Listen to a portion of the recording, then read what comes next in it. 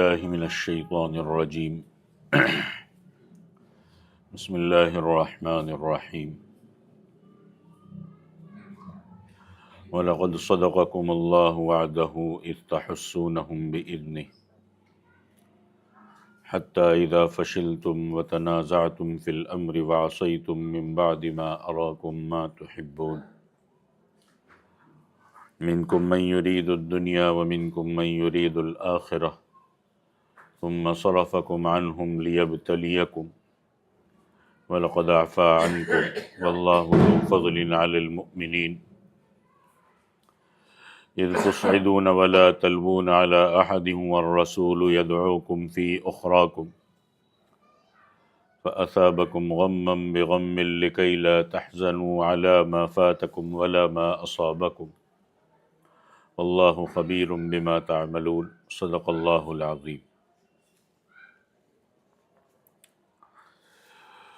سورہ آل عمران کی دو آیتیں، آیت نمبر 152 اور آیت نمبر 153 تلاوت کی ہے۔ ان آیات میں ایک شبہ کا جواب دیا گیا ہے جو جنگ احد کے بارے میں لوگوں کے دلوں میں پیدا ہو سکتا تھا، اور وہی شبہ آج کے مسلمانوں کو بھی پیدا ہوتا ہے۔ گویا اس میں آج کے مسلمانوں کے شبہ کا بھی جواب ہے۔ وہ شبہ یہ پیدا ہو سکتا تھا کہ اللہ تعالیٰ نے مسلمانوں کی نصرت اور ان کی مدد کرنے کا وعدہ فرمایا ہوا ہے، اس کے باوجود جنگ احد میں مسلمانوں کو شکست کیوں ہوئی۔ اسی واقعے کو اور قرآن کے اسی جواب کو سامنے رکھ کر آج بھی ہم مسلمانوں کی جو حالات ہے اس کو سمجھ سکتے ہیں۔ اللہ تعالیٰ نے ان آیات میں سے پہلی آیات میں اس شبے کا جواب دیا ہے کہ اللہ تعالیٰ نے مسلمانوں کی مدد کرنے کے اپنے وعدے کو سچا کر دیا تھا۔ اصل بات یہ ہے کہ غزوہ احد کے جنگ کے دو حصے ہوئے۔ ہم میں سے ہر کوئی جانتا ہے کہ پہلا حصہ جس میں مسلمانوں کو فتح ہوئی، کامیابی ملی، اور دوسرا حصہ وقتی شکست کی صورت میں ظاہر ہوا۔ پہلے حصے میں اللہ تبارک و تعالیٰ کی مدد مسلمانوں کے ساتھ تھی، اور اس حصے میں مسلمانوں نے کافروں پر غلبہ حاصل کر لیا تھا۔ اسی کو اللہ تعالیٰ فرماتے وَلَقَدْ صَدَقَكُمُ اللَّهُ وَعْدَهُ إِذْ تَحُسُّونَهُم بِإِذْنِهِ، کہ اللہ نے یقیناً اس وقت اپنا وعدہ پورا کر دیا تھا جب تم ان کافروں سے مقابلہ کر رہے تھے اللہ کی اجازت سے، یعنی اللہ کے حکم سے اور اللہ کی مدد کے نتیجے میں تم انہیں پچھاڑ رہے تھے۔ چنانچہ غزوہ احد کے پہلے حصے میں مسلمانوں کو فتح حاصل ہوئی۔ شروع میں جو مقابلے ہوئے ان میں سے اکثر مسلمان غالب آئے، کافر قتل ہوئے اور بھاگنے لگے، لیکن بعد میں یہ منظرنامہ بدلا۔ جنگ کے دوسرے حصے میں جو صورتحال پیش آئی، اللہ تبارک و تعالیٰ اس کی وجہ بیان کرتے ہوئے فرماتے کہ حتیٰ اذا فشلتم وتنازعتم فی الامر، کہ جب تم نے کمزوری دکھائی، اور کمزوری دکھانے کی وجہ یہ ہوئی کہ تم نے اللہ کے نبی کے ایک حکم کے بارے میں آپس میں اختلاف کیا، یعنی اللہ کے رسول صلی اللہ علیہ وسلم نے جو حکم دیا تھا کہ جو 50 سواروں کا دستہ جنگجوؤں کا دستہ کھڑا کیا تھا کہ اس ٹیلے پر ہر حالت میں جمے رہنا، اس کے بارے میں دو رائے ہو گئی، اور واضح ارشاد کے باوجود بہت سے حضرات نے اس کی یہ تعویل کی کہ اللہ کے رسول کا یہ منشا تھا کہ جب تک جنگ جاری رہے اس وقت تک یہاں پر رہو، اور جب جنگ ختم ہو جائے اور کفار لوٹ گئے تو اب وہ وجہ باقی نہیں رہی جس کی وجہ سے آپ صلی اللہ علیہ وسلم نے یہ حکم دیا تھا۔ دوسری طرف اس 50 کے دستے کا جو امیر تھے حضرت عبداللہ ابن جبیر، انہوں نے سمجھایا کہ اللہ کے رسول کا حکم ماننا ہی ہم پر واجب ہے۔ آپ صلی اللہ علیہ وسلم نے فرمایا کہ کسی بھی حالت میں تم اس ٹیلوں کو نہیں چھوڑنا جب تک اللہ کے رسول کی طرف سے اجازت نہ مل جائے۔ تو اس وقت تک ہمیں ٹیلے کو نہیں چھوڑنا ہے۔ وہ اپنے ساتھیوں کے ساتھ وہی جمے رہے۔ اسی تنازع اور اختلاف کی طرف اشارہ کرتے ہوئے فرمایا کہ وَتَنَازَعْتُمْ فِي الْأَمْرِ، کہ پہلے تو فتح ہوئی، بعد میں تم نے کمزوری دکھائی، تم نے اللہ کے رسول کے حکم کے بارے میں اختلاف کیا، وَعَصَيْتُمْ، اور تم نے کہنا نہیں مانا، یعنی جو اپنے امیر تھے عبداللہ ابن جبیر، ان کا کہنا بھی نہیں مانا، جن کو اللہ کے حکم سے اللہ کے رسول نے امیر مقرر کیا تھا اور امیر کی اطاعت واجب تھی، لیکن تم نے ان کا کہنا نہیں مانا۔ من بعد ما اراکم ما تحبون، بعد اس کے کہ اللہ تعالیٰ نے تمہاری پسندیدہ چیزیں تمہیں دکھائی، یا پسندیدہ چیز سے مراد مال غنیمت۔ مطلب یہ ہے کہ تیر اندازوں کا جو دستہ ٹیلے پر کھڑا تھا، اسے جب یہ میدان جنگ میں نظر آیا کہ کفار مال غنیمت چھوڑ کر بھاگ گئے اور مسلمان اس مال غنیمت کو اکٹھا کر رہے، تو اللہ نے تمہیں وہ منظر دکھایا، اور اس کو دیکھنے کے نتیجے میں تم نے اللہ کے رسول کے حکم کو قبول نہیں کیا، اور وہ حکم تمہارا امیر اس وقت تمہیں روک بھی رہا تھا۔ اس وجہ سے یہ پاسا پلٹا، اور اس وجہ سے وقتی طور پر تمہیں جو پہلے فتح ہوئی تھی وہ شکست میں بدل گئی۔ اب چونکہ ساری آزمائش کی وجہ مال غنیمت جمع کرنے کا شوق تھا، اس لیے جو لوگ اس شوق میں ٹیلا چھوڑ کر چلے گئے تھے، ان کے بارے میں قرآن فرماتا ہے منکم من یرید الدنیا، کہ تم میں سے کچھ لوگ تو وہ تھے جو دنیا چاہتے تھے۔ اگرچہ جیسے پہلے گزشتہ سبق میں نے سمجھایا کہ مال غنیمت جمع کرنا یہ کوئی گناہ کا کام نہیں تھا، اور یہ بھی حقیقت تھی کہ صحابہ مال غنیمت جمع کرنے میں شامل ہوتے یا نہیں ہوتے، یہ قانون ہے کہ آخر میں انہیں ان کا حصہ ضرور ملتا۔ لیکن صحابہ کے لیے یہ بات صحابہ کے مقام کے خلاف تھی، اونچے مقام کے خلاف تھی کہ وہ مال غنیمت کے شوق کو سامنے رکھتے اور اپنے امیر کے حکم کو نہ مانتے۔ اس لیے اللہ نے فرمایا کہ منکم من یرید الدنیا، کہ تم میں سے کچھ لوگ تو وہ تھے جو دنیا چاہتے تھے، کہ تمہارا مال غنیمت کی طرف لپکنا یہ تمہارے اونچے مقام کے خلاف تھا۔ اور چونکہ اللہ تبارک و تعالیٰ آپ صلی اللہ علیہ وسلم کے جو ساتھی تھے صحابہ، ان کے دلوں کو مال کے خیال سے ہی پاک صاف دیکھنا چاہتے تھے، اس لیے ان کے اس مال غنیمت کے شوق کو بھی دنیا کے طلب سے تعبیر کر کے اپنی پسندیدگی کا اظہار فرمایا۔ اور جو حضرات ٹیلے پر جمے رہے ان کے بارے میں فرمایا وَمِنْكُمْ مَنْ يُرِيدُ الْآخِرَةَ، کہ پہلے تو فرمایا کہ تم میں سے وہ تھے جو دنیا چاہتے تھے، اور تم میں سے کچھ لوگ وہ تھے جو آخرت چاہتے تھے۔ حضرت عبداللہ ابن جبیر اور ان کے ساتھ کچھ اور صحابہ کرام کی تعریف فرمائی گئی جو وہیں جمے رہے، اور انہوں نے کسی بھی حالت میں ٹیلا نہیں چھوڑا، یہاں تک کہ وہ اسی ٹیلے پر شہید ہو گئے، کیونکہ انہوں نے مال غنیمت کی طرف کوئی دھیان ہی نہیں دیا اور آخرت ہی کی طرف متوجہ رہے۔ اس ساری صورتحال کے نتیجے میں ثم صرفکم عنہم، اللہ تعالیٰ نے ان سے تمہارا رخ پھیر دیا، یعنی کافروں سے تمہارا رخ پھیر دیا، کہ شروع میں تم کافروں کو قتل کر کے ان پر غالب آ رہے تھے، لیکن جب تم نے اللہ کے رسول کے حکم کی نافرمانی کی، اس کے سمجھنے میں تمہیں اختلاف ہوا، تو اس کے نتیجے میں اللہ تعالیٰ نے تمہارا رخ ان سے پھیر دیا، اور اب جنگ کا پاسا پلٹ گیا، اور اسی جگہ سے کفار نے پھر حملہ کیا۔ اور یہ منظرنامہ کیوں بدلا؟ اس کی وجہ یہ بھی تھی کہ لیبتلیکم، اللہ تمہیں آزمائے۔ حالانکہ یہ شکست اپنی غلطی کے نتیجے میں تھی، لیکن اللہ نے اسے سزا قرار نہیں دیا کہ یہ تمہارے لیے سزا تھی۔ اللہ نے اسے ایک آزمائش سے تعبیر فرمایا کہ اللہ نے اس آزمائش کے طور پر تمہیں اس صورتحال سے دوچار کیا، جنگ کا پاسا پلٹ گیا، اس میں بھی اللہ کی مصلحت چھپی ہوئی تھی۔ اس کے ساتھ ہی اللہ تعالیٰ نے بڑے واضح الفاظ میں کیا فرمایا؟ وَلَقَدْ عَفَا عَنْكُمْ، کہ اللہ تمہیں معاف کر چکا ہے۔ ہاں، یعنی اگرچہ یہ ایک بڑی غلطی تھی، لیکن اللہ نے صحابہ کے مقام اور مرتبے کے مطابق ان کے ساتھ یہ معاملہ فرمایا کہ اس غلطی کو معاف فرما دیا، اور اب آخرت میں ان پر کوئی پکڑ نہیں ہوگا۔ اور آیت کے آخر میں یہ اعلان فرمایا کہ واللہ ذو فضل علی المؤمنین، کہ اللہ ایمان والوں پر بڑا فضل کرنے والا ہے۔ یہاں پر ایمان والوں کا ذکر فرمایا گیا ہے۔ اجتہادی خطا والے جن سے غلطی ہوئی، صحابہ کرام کے لیے معافی کا اعلان تو پہلے جملے میں کر دیا گیا کہ اللہ نے تمہیں معاف فرما دیا۔ اب اللہ تعالیٰ ایمان والوں پر بڑا فضل کرنے والا ہے، یہ کہہ کر اللہ تعالیٰ ایک عمومی حکم بیان فرما رہے کہ اللہ تعالیٰ ایمان والوں پر بڑا فضل کرنے والا ہے۔ لہٰذا اگر ایمان کے ساتھ قیامت تک تم مجموعی طور پر اللہ کے احکام کے مطابق زندگی گزار رہے ہو، لیکن کبھی غلطی ہو جائے، انسان ہے، غلطی ہو جاتی ہے،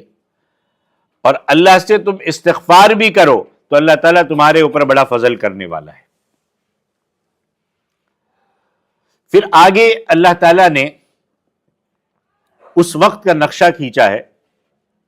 جب کفار نے یکبارگی یعنی ایک ہی دفعہ اچانک حملہ کر کے حضرت خالد ابن ولید سے دیکھا کہ جس ٹیلے پر اللہ کے نبی نے 50 سواروں کا دستہ کھڑا کیا تھا تیر اندازوں کا، وہ جگہ خالی ہو چکی ہے، تو انہوں نے اس راستے سے حملہ کیا، اور اللہ کے نبی نے وہاں اسی لیے کھڑا کیا تھا کہ یہاں سے، یہ بھی ایک جنگی پلاننگ تھی، یہاں سے کوئی حملہ نہ کرے، تو وہاں سے حملہ کیا اور اچانک حملہ ہوا۔ مسلمان تو مال غنیمت جمع کر رہے تھے اور سوچ رہے تھے کہ ہمیں فتح ہو گئی، اچانک پیچھے سے حملہ ہوا، یہاں سے پیچھے سے، اور واپس آگے سے پھر کفار کا حملہ ہوا۔ حضرت خالد بن ولید نے کہا کہ میں پیچھے سے آ رہا ہوں، اس وقت تک مسلمان نہیں ہوئے تھے، کہا میں پیچھے سے آ رہا ہوں، دوسرے کفار سے کہا کہ آپ آگے سے آئیے۔ دونوں طرف سے حملے سے مسلمانوں کو حیران اور پریشان کر دیا، اور اسی حالت میں گزشتہ بھی میں نے بتایا کہ اللہ کے نبی کی شہادت کی خبر بھی مشہور ہو گئی کہ اللہ کے نبی شہید ہو گئے۔ اس موقع پر بہت سے صحابہ کرام یہ سوچ کر احد سے مدینہ کی طرف روانہ ہو گئے کہ جب اللہ کے رسول ہی تشریف فرما نہیں ہے تو اب ہم لڑ کر کریں گے کیا،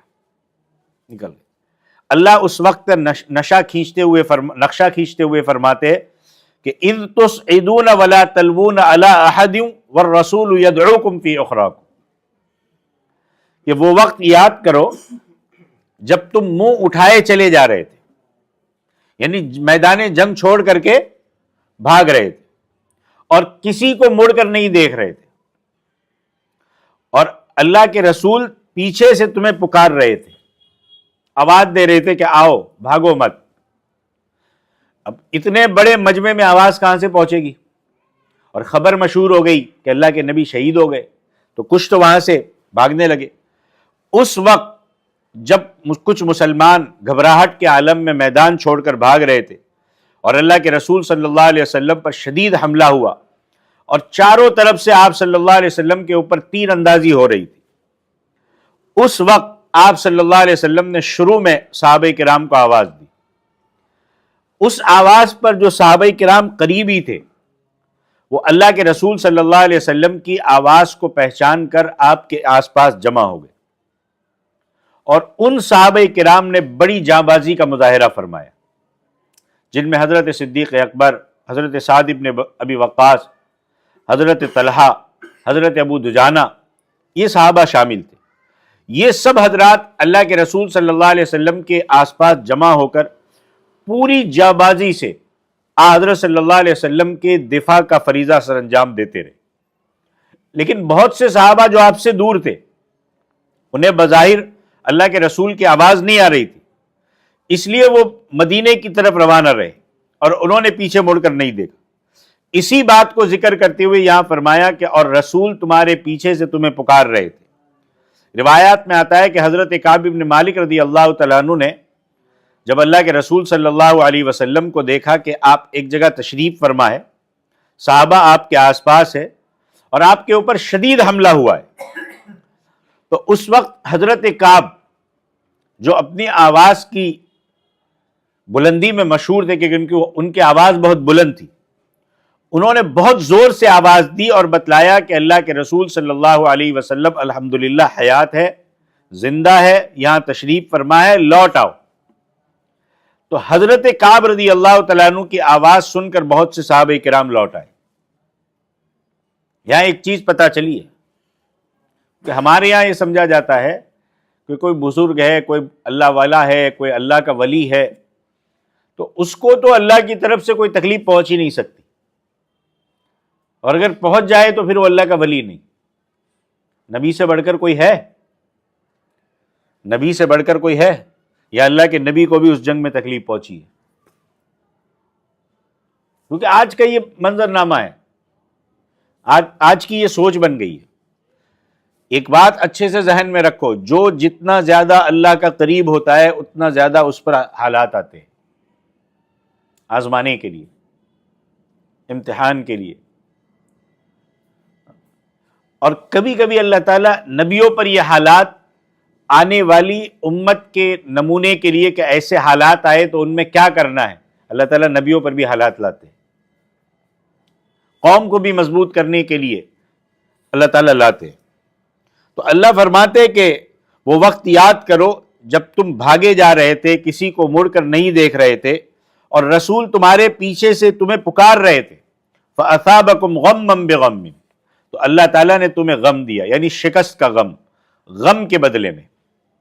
یعنی اس غم کے بدلے میں جو تم نے رسول اللہ کو دیا تھا۔ ظاہر بات ہے کہ مسلمانوں نے جو اپنی جگہ چھوڑی، وہ جب اللہ کے نبی کو پتا چلا کہ میں نے یہاں 50 تیر اندازوں کو کھڑا کیا تھا، تو آپ صلی اللہ علیہ وسلم کو اس سے صدمہ ہوا، غم ہوا کہ میں نے کہا تھا کہ میں جب تک نہیں کہوں گا اس ٹیلے سے ہٹنا نہیں۔ اب ہٹ گئے تو اللہ کے نبی کو غم ہوا۔ اللہ فرماتے کہ تم نے اللہ کے نبی کو جو غم دیا، اس غم کے بدلے میں ہم نے تمہیں غم دیا شکست کی صورت میں، وقتی شکست کی صورت میں۔ اور اس غم دینے میں جو مصلحت ہے وہ بیان کرتے ہوئے اللہ فرماتے لِكَيْ لَا تَحْزَنُوا عَلَى مَا فَاتَكُمْ وَلَا مَا أَصَابَكُمْ، تاکہ آئندہ تم زیادہ صدمہ نہ کیا کرو، نہ اس چیز پر جو تمہارے ہاتھ سے جاتی رہی،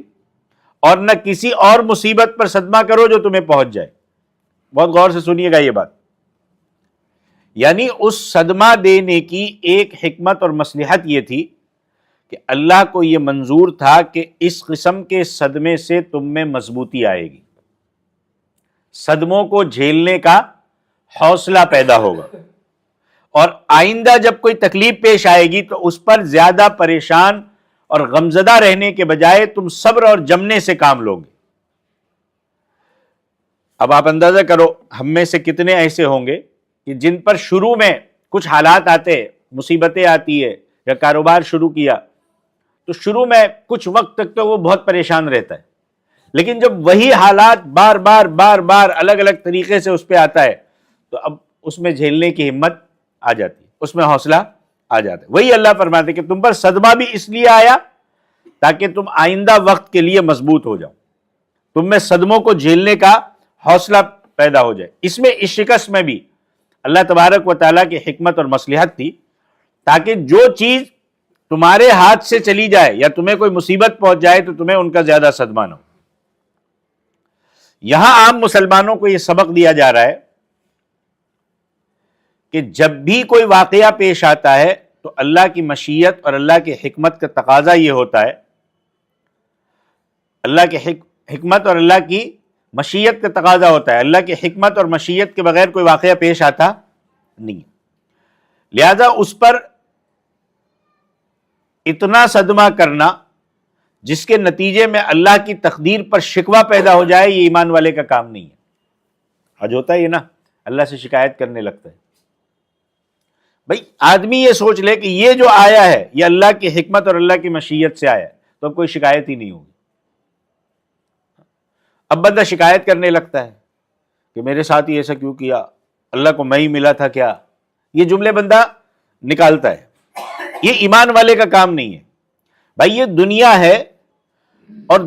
جو اللہ کو نہیں مانتا اس کے ساتھ بھی آتے ہیں حالات، ہر کسی کے ساتھ حالات آتے ہیں۔ تو دنیا ہے، اور دنیا ہر طرح کے واقعات سے بھری ہوتی ہے۔ دنیا میں خوشی بھی ہوتی ہے، غم بھی خوشی بھی ہمیشہ نہیں رہتی، غم بھی ہمیشہ نہیں رہتا، راحت بھی ہوتی ہے، تکلیف بھی ہوتی ہے۔ لہذا کسی صدمے پر یا کسی سانحے پر یا کسی حادثے پر، کسی تکلیف پر، کسی غم کی بات پر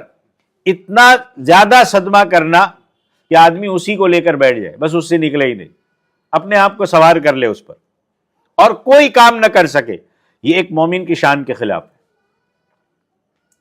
حالات آتے رہتے، ختم ہو جائیں گے، آئے ہیں وقتی طور پر، ایسا تو نہیں ہے کہ ہمیشہ ہم راحت ہی راحت ہے۔ دنیا تو اسی کے نام ہے، آج خوشی ہے تو کل غم ہے، آج راحت ہے تو کل تکلیف ہے، آج صدمہ ہے تو کل خوشی ہے، یہ چلتا رہتا ہے۔ لیکن وہ اسی کو سوار کر کے بیٹھ جائے تو دنیا میں جی نہیں سکے گا، کوئی کام نہیں کر سکے، اور یہ ایک مومن کی شان کے خلاف ہے۔ ایسے موقعوں پر اللہ کی طرف رجوع کرنے کی ضرورت ہے، اور کیا کہنا چاہیے؟ انا للہ و انا الیہ راجعون، اسی کے مفہوم پر غور کرنا چاہیے۔ اور آیت کے آخر میں فرمایا واللہ خبیر بما تعملون، اللہ تمہارے تمام کاموں سے پوری طرح خبر ہے۔ لہذا اللہ جو فیصلہ کرتا ہے اپنے علم اور اپنی حکمت کی بنیاد پر کرتا ہے، اس پر کسی کو اعتراض اور شکوے کی گنجائش نہیں ہے۔ ہماری عقل چھوٹی، ہماری سوچ چھوٹی، لیکن اللہ کا علم، اللہ کی حکمت وہ بہتر جانتی ہے کہ ہمارے لیے کیا چیز صحیح ہے۔ ہمیں ظاہر میں نظر آ رہا ہے کہ ہمارے ساتھ غلط ہو رہا ہے، لیکن وہ اللہ کے علم اور اللہ کے حکمت کے مطابق صحیح ہوتا ہے، لہذا ہمیں شکوہ نہیں کرنا چاہیے۔ اب آج کی آیات میں جو میں نے شروع میں کہا تھا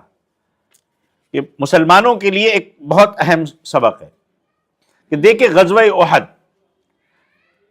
شروع میں مسلمانوں کو، آج مسلمان یہی تو کہتا ہے نا کہ مسلمان ہے، ایمان والا ہے، پھر اللہ کی مدد کیوں نہیں آ رہی ہے؟ اللہ نے تو مدد کا وعدہ فرمایا ہے۔ یہی بات اللہ تعالیٰ نے غزوہ احد کے بارے میں سمجھائی کہ شروع میں تو اللہ تعالیٰ نے تم کو فتح عطا فرمائی، کامیابی عطا فرمائی، اللہ نے اپنا وعدہ پورا کیا جب تم مقابلہ کر رہے تھے، لیکن جب تم نے کمزوری دکھائی، تم نے اللہ کے رسول کے ایک حکم کو سمجھنے میں نافرمانی کی، تو اللہ نے پاسا پلٹ دیا، اب کفار حاوی ہو گئے۔ تھوڑی سی نافرمانی ہوئی، اس کو ایک اجتہادی غلطی کہیں گے، اور صحابہ کے اونچے مقام کو دیکھتے ہوئے اللہ تعالیٰ نے اس کو غلطی سے تعبیر کیا۔ اب اسی کو سامنے رکھ کے سوچئے کہ صحابہ تو اتنے مضبوط تھے اور ہلکی سی اجتہادی خطا ہوئی، اللہ نے اسی کو کہا کہ حتی اذا فشلتم وتنازعتم فی الامر وعصیتم من بعد ما اراکم ما تحبون، اور یہاں تک کہہ دیا منکم من یرید الدنیا ومنکم من یرید الآخرہ۔ تو وہاں جب یہ حال ہے، اور آج ہماری زندگی، ہم جو کہتے ہیں نا اللہ ایمان والوں کی مدد کیوں نہیں کرتا، دیکھو کہ ہم میں کتنی نافرمانیاں بھری پڑی ہے، کتنی غلطیاں بھری پڑی ہے، کتنی چیزیں، وہاں تو ایک ہی تھی، ہم میں سے کتنی چیزیں ہم شریعت کے خلاف چل رہے ہوتے۔ تو اللہ کی مدد کا معیار جو ہے وہ بھی ہمیں سمجھنا پڑے گا کہ اللہ کی مدد بس ہم کہے دعا کرے اللہ اتر جائے، اللہ فضل فرما دے اتر دے، اللہ اتار دے تو وہ کوئی بڑی بات نہیں ہے۔ لیکن جو ہمیں قرآن کی روشنی میں سمجھ میں آتا ہے وہ بھی ہمیں سمجھنا ہوگا کہ ہم چاہتے ہیں کہ اللہ کی مدد ہم پر اترے تو ہمیں اپنے ایمان کا معیار اس طریقے پر لے کر کے آنا ہوگا۔ یہ نہیں